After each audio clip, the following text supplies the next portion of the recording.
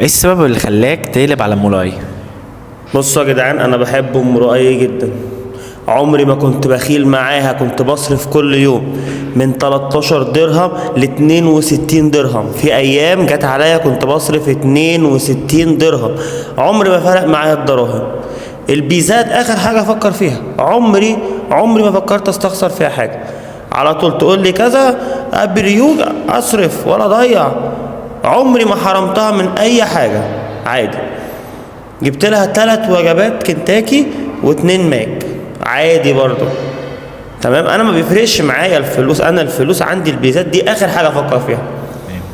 تيجي تقول لي ليه عايز اعمل تنظيف بشره، قلت عادي، بقى لها فتره ما استحمتش، عايزه تعمل تنظيف بشره، حقها.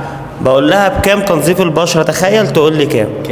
تقول لي 2600 درهم. انت محتاجه تنظيف لقلبك، انت محتاجه تنظيف لقلبك مش لبشرتك. حسبي الله ونعم الوكيل فيكي ام لؤي، انت بتدمري علاقتنا، واللي انت بتعمليه ده حسبي الله ونعم الوكيل.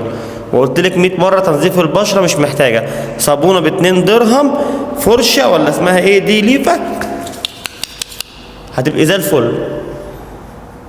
ارجوكي حافظي على اللي ما بيننا. اللي ما بيننا بيروح يا ام لؤي. بحبك يا ام لؤي ومستنيك تنشر. شكرا.